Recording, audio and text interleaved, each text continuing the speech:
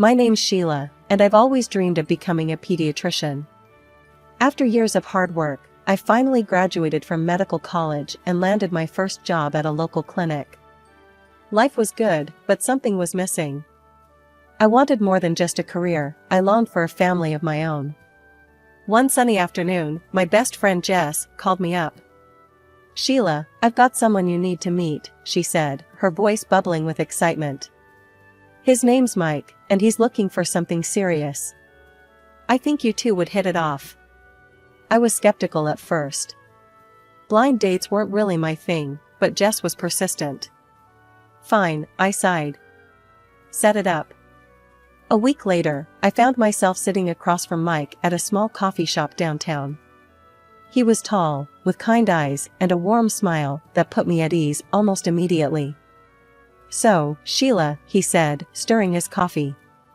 "Jess tells me you're a pediatrician. That must be rewarding." I nodded, feeling myself relax. "It is. I love working with kids." "What about you? What do you do?"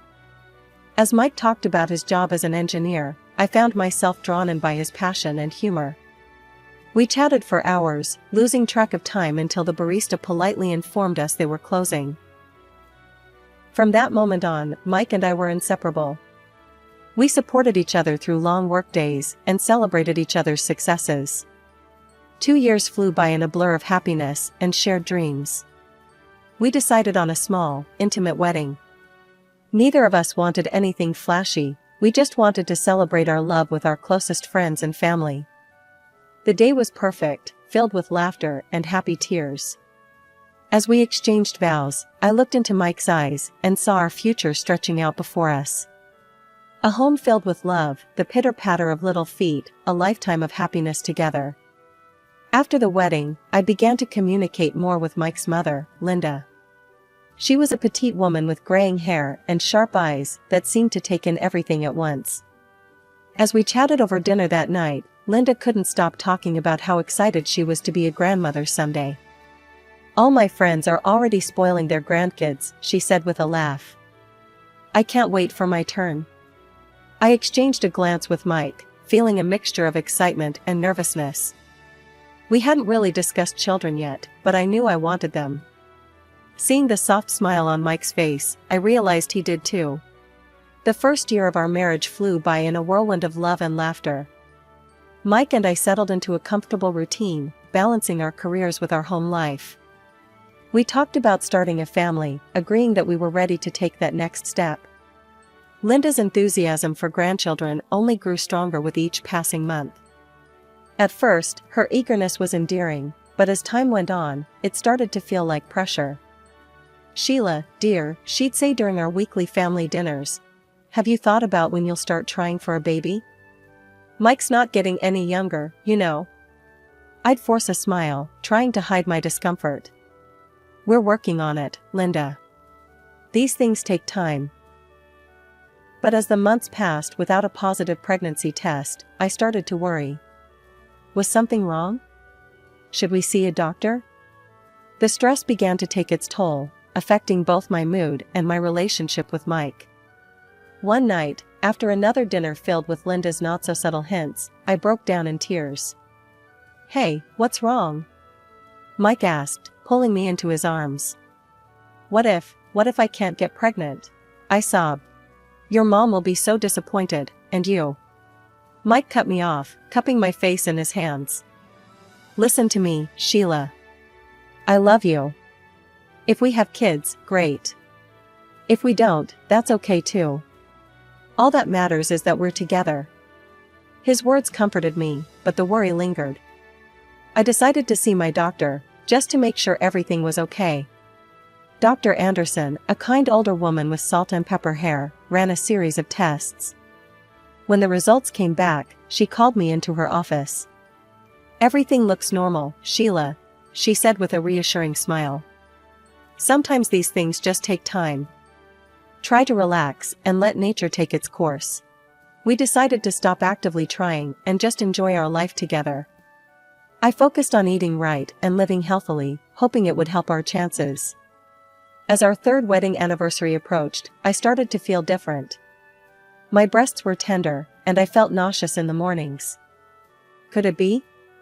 With shaking hands, I took a pregnancy test.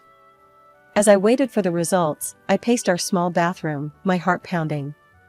When the timer on my phone beeped, I looked at the test. 2 pink lines. Positive. When Mike got home from work, I could barely contain my excitement. I'd wrapped the positive test in a small box with a bow. "What's this?" he asked, looking confused.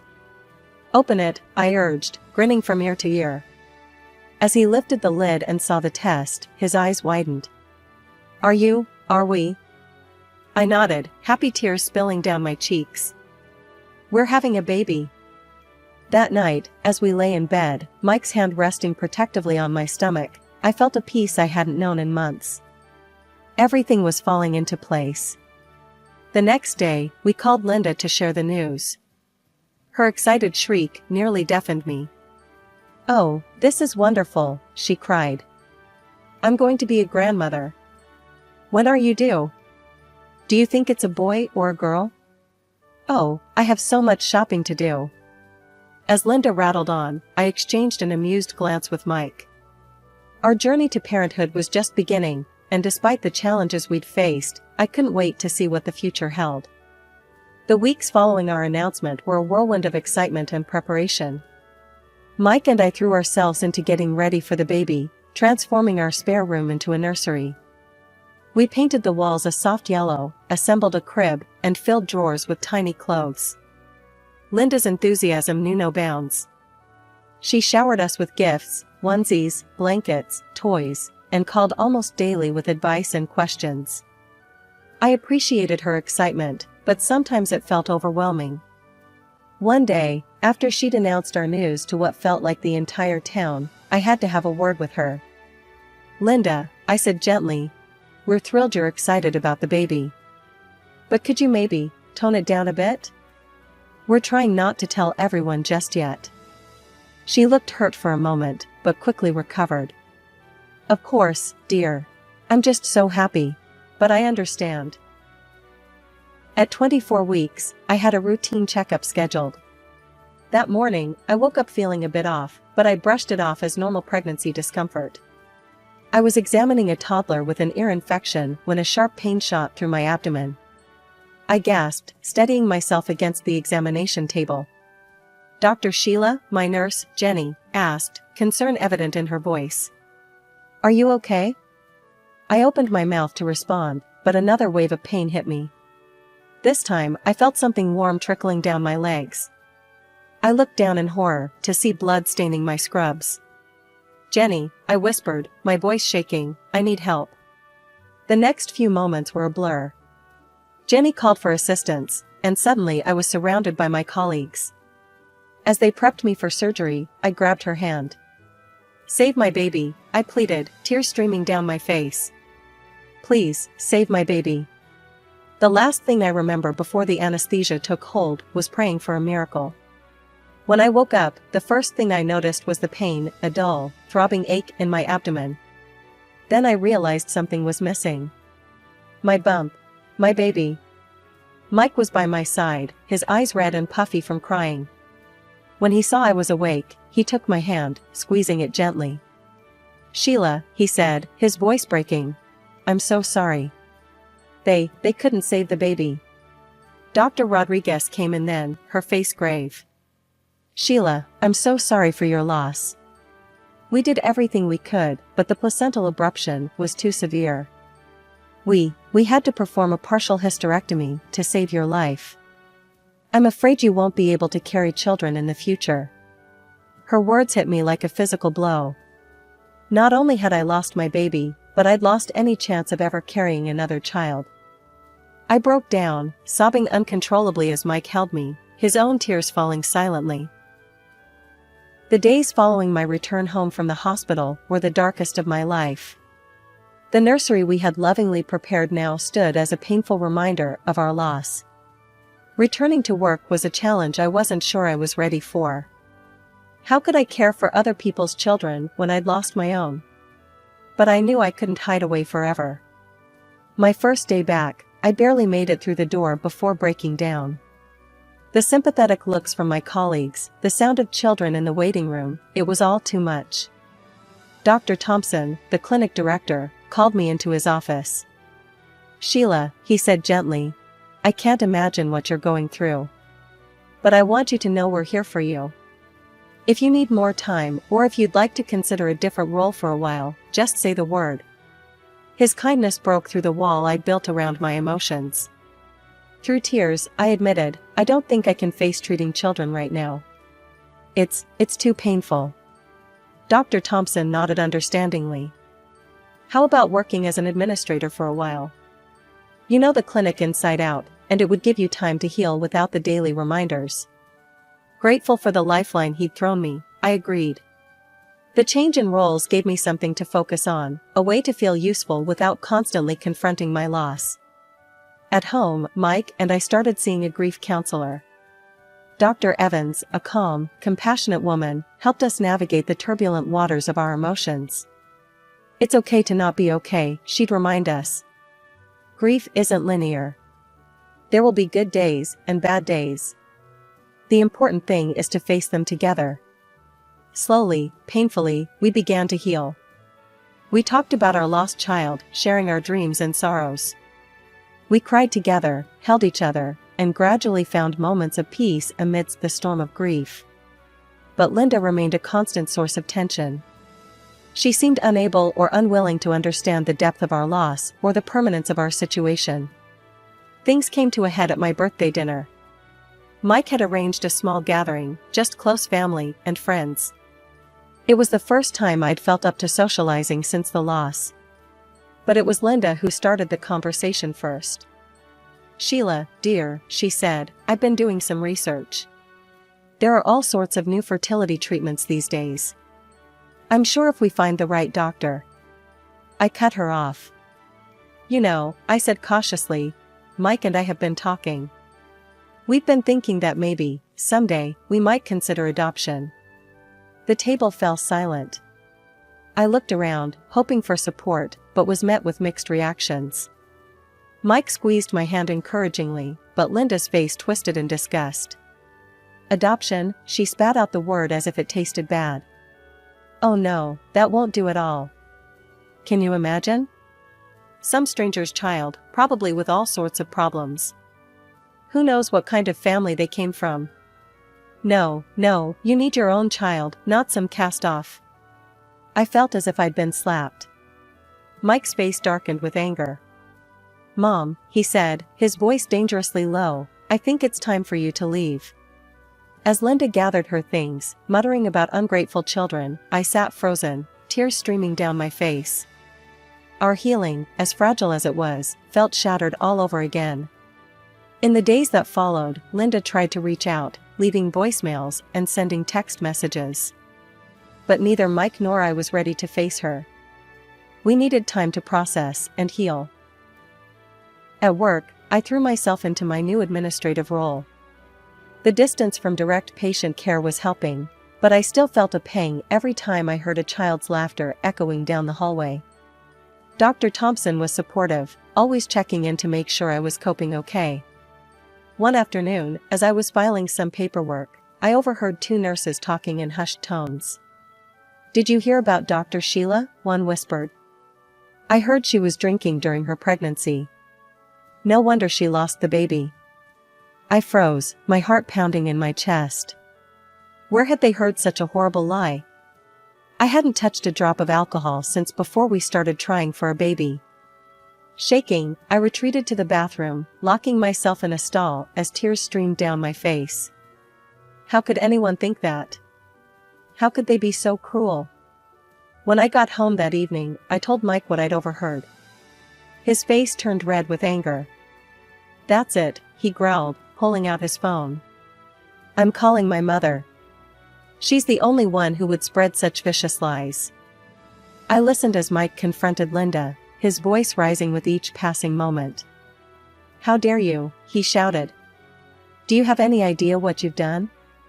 If you don't stop this right now, we're going to the police. This is slander, Mom." After he hung up, Mike pulled me into a tight embrace. I'm so sorry, Sheila. I never thought she'd stoop this low.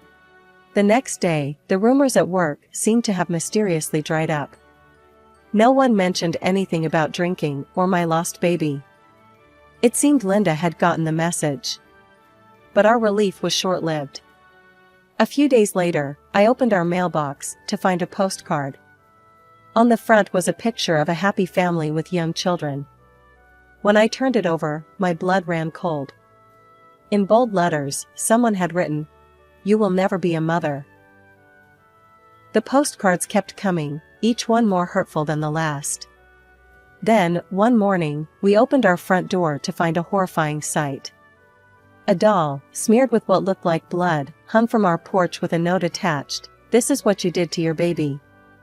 I collapsed, overcome with grief and horror.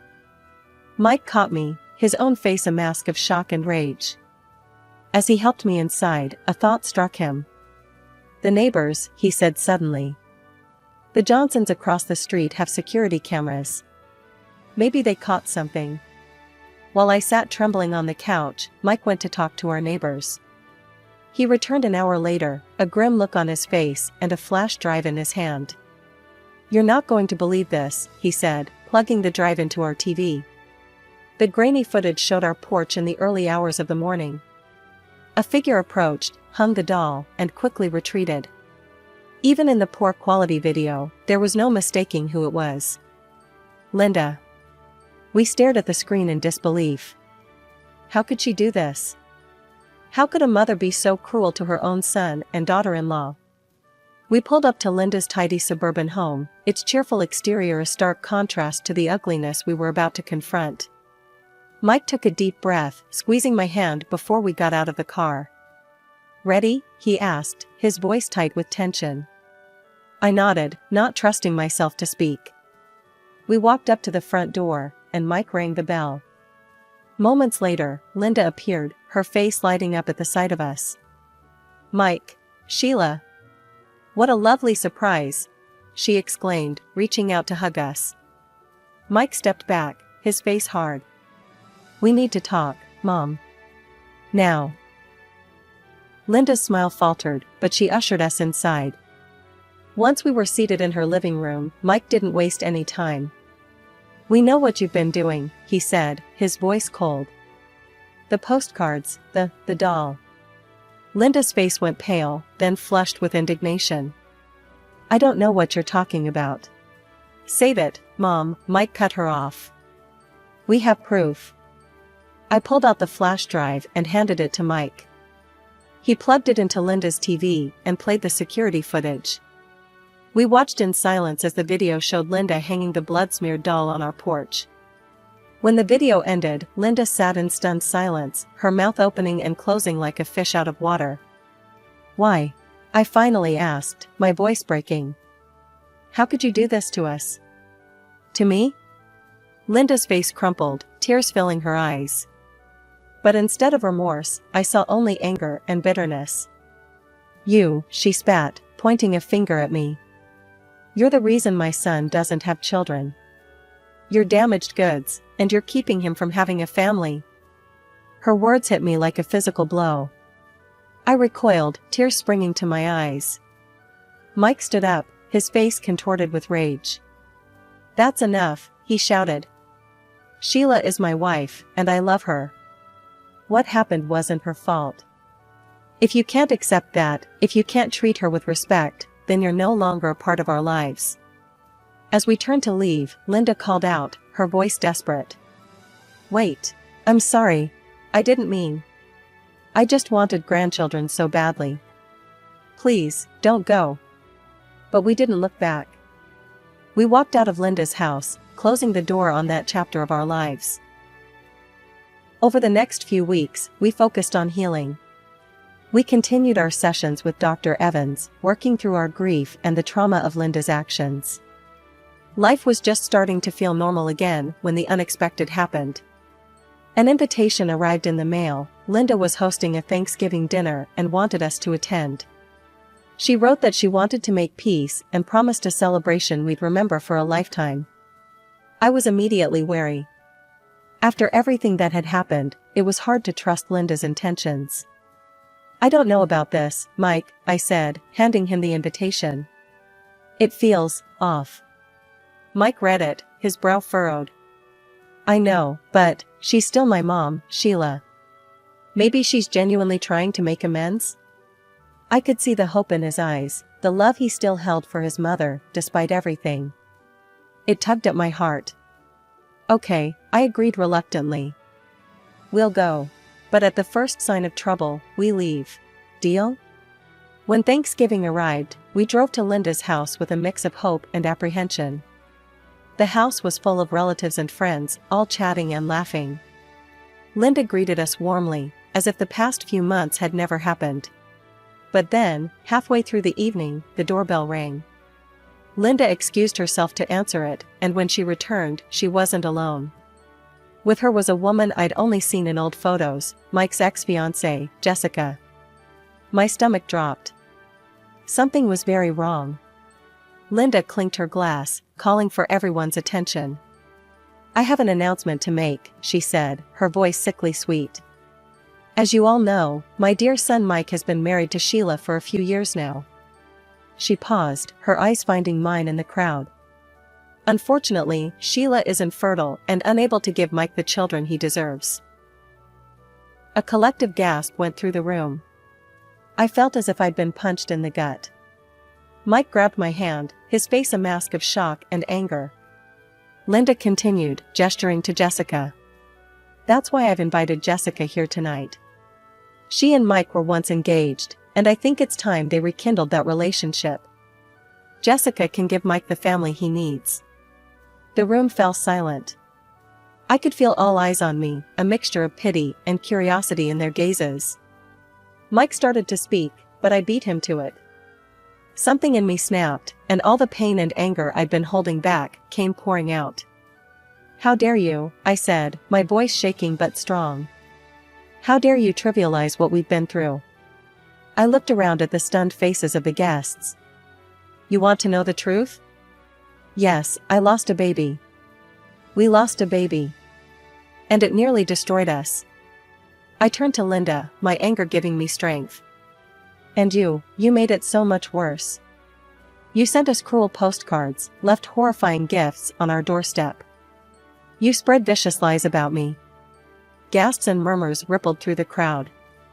Linda's face had gone pale. "You don't believe me?" I asked the room at large. "Fine. See for yourself." I pulled out my phone, queued up the security camera footage, and played it for everyone to see. The room watched in horror as Linda hung the ketchup-smeared doll on our door. The room was thick with tension following my outburst. Just as I thought things couldn't get any more intense, Jessica, Mike's ex-fiancée, stepped forward and cleared her throat. "If I may," she began, her voice trembling slightly, "I'd like to say something." All eyes turned to her, including Linda's, who looked expectant, as if Jessica was about to save the situation. How wrong she was. "First of all," Jessica continued, "I want to apologize to Sheila and Mike. I had no idea about any of this. Linda told me that she wanted to talk to me about my parents. If I had known the truth, I never would have come." She took a deep breath before dropping another bombshell. "But more than that, I need to set the record straight. Linda, your plan was doomed from the start. I'm engaged to someone else. We're getting married in the spring." Gasps echoed around the room. Linda's face paled even further. "But that's not all," Jessica went on.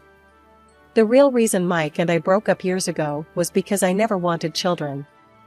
In fact, I had surgery to ensure I couldn't have them. Mike found out, and that's why we ended our relationship. The irony of the situation wasn't lost on anyone. Linda had tried to replace me with a woman who couldn't, and didn't want to, have children either." One by one, people began gathering their coats and bags. The party was clearly over. Linda stood in the middle of her living room, looking bewildered as her carefully orchestrated Thanksgiving fell apart around her. "Wait," she called out weakly. "Where is everyone going?" "The turkey." But no one was listening. The last guest slipped out the door, leaving just the four of us, Mike, me, Jessica, and Linda. Jessica turned to us. I should go too. Again, I'm so sorry for everything. With that, she quickly made her exit. Mike took a step towards his mother, his face a storm of emotions. Mom, he said, his voice low and controlled, what you've done here tonight is unforgivable. I don't want to hear your excuses. You're no longer my mother. I don't want to see you or speak to you ever again. As we stepped out into the cool night air, I heard Linda's anguished cries behind us. For a moment, I almost felt sorry for her. Almost. We decided that we needed to make a clean break. We sent out emails to all our relatives, explaining that we were cutting all ties with Linda. It was a difficult decision, but we knew it was necessary for our mental health and the well-being of our future family. In the weeks following the disastrous Thanksgiving dinner, Mike and I found ourselves at a crossroads. After many long, heartfelt discussions, we made a decision that would change our lives forever. We decided to adopt. The process was lengthy and, at times, overwhelming. We filled out countless forms, underwent home studies, and attended parenting classes. But with each step, we felt more certain that this was the right path for us. Immersing myself in the adoption process allowed me to focus on something positive, pushing the painful memories of Linda's actions to the back of my mind. I even felt strong enough to return to my job as a pediatrician. Just a week later, we received the news we'd been hoping for: we'd been approved for adoption. Our caseworker called to tell us about a 3-year-old boy named Ethan who needed a forever home. The day we met Ethan was one I'll never forget. He was small for his age, with a mop of curly brown hair and the biggest brown eyes I'd ever seen. He was shy at first, hiding behind his social worker's legs, but it didn't take long for his curious nature to win out. "Do you like dinosaurs?" he asked Mike timidly, holding up a worn T-Rex toy. Mike's face lit up. "I love dinosaurs. Did you know that T-Rex had the strongest bite of any land animal ever?" Ethan's eyes widened with wonder, and just like that, a connection was formed. One day, as we were preparing to leave after a visit, Ethan looked up at us with those big brown eyes and asked, "Are you going to be my new mommy and daddy?" Mike and I exchanged glances, our eyes filling with tears of joy. "We'd like to be," I said softly. "Would you like that?" Ethan nodded enthusiastically, then threw his arms around us both. As we drove home that day, my heart felt fuller than it had in years. We still had a long road ahead, paperwork to complete, adjustments to make, a lifetime of love to give. But for the first time in a long time, I felt truly hopeful about the future.